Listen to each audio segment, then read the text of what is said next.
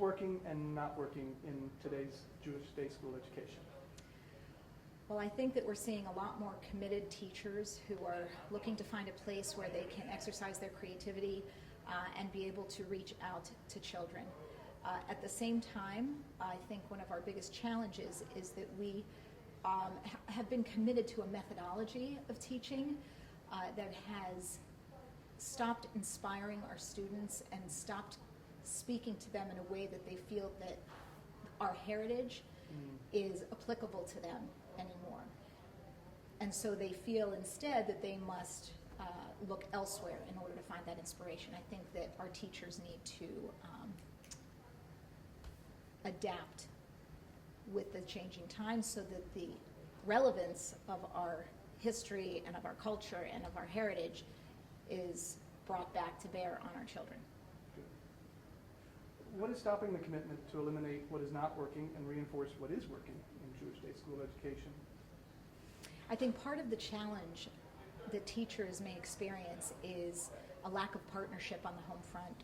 I think that there are parents who struggle similarly to their children, and I think that as teachers grapple with how to best effectuate a transmission of the ideals and the culture and the values of Judaism and the knowledge of Judaism, that they are struggling against or looking to partner with parents who will be similarly inspiring and committed to educating their children. And I think that because of the societal influences that we all feel, I think that parents struggle as well as do children. So I think that that is one of the barriers to bringing effective change to the kids. What was the most surprising part of the JEIC Innovators Retreat for you? The most surprising part was noticing that this is my third year at the JEIC Retreat. And over the years, and including this year, I've noticed an undercurrent that seems to be similar, and I didn't notice it until this year. But innovators, all of the Jewish innovators that we've seen, are trying to address a fundamental problem that they're seeing, and that is that there is a lack of context within which the learning is happening. So that children, instead of being able to just learn particular skills, that there's a recognition of the fact that they have to understand why those skills are important or what they're trying to be taught has any relevance to them in their life. So there's a real shift to either back to basics or a shift towards providing context, providing meaning, providing a larger picture within which to fit the information that is trying to be transmitted. And each innovator and each innovative school has tried to do that in their own way, but the underlying current seems to be providing that context and that meaning and that applicability to each child's life so that what they learn sticks. How about what was the most inspiring part of the event?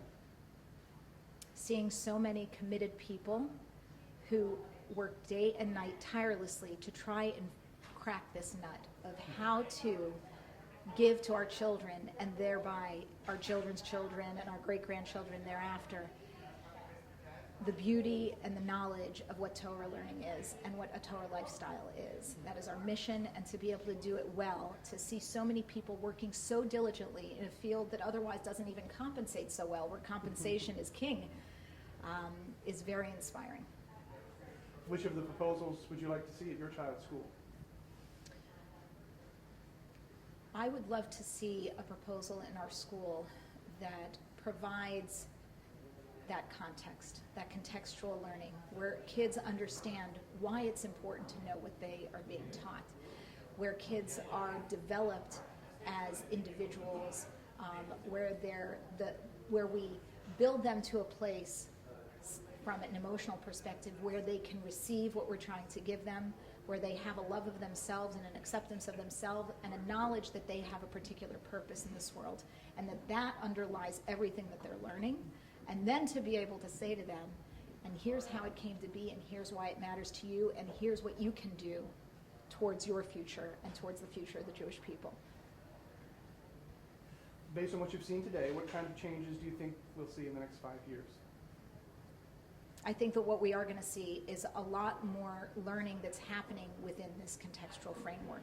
I think that there's been a resistance because there is this need for skill-based learning, and skills are incredibly important, but in isolation are meaningless. So what I think we're going to see is it'll start perhaps with alternative tracks within schools, but what we're going to see is an effort at transmitting information and knowledge in a more relevant, cohesive way, that then once that is established, then the skill-based learning can then piggyback on top of that, where you have the inherent motivation that is coming from within the child to want to pursue it more, and then you can run with it as opposed to trying to force it in where there is no interest.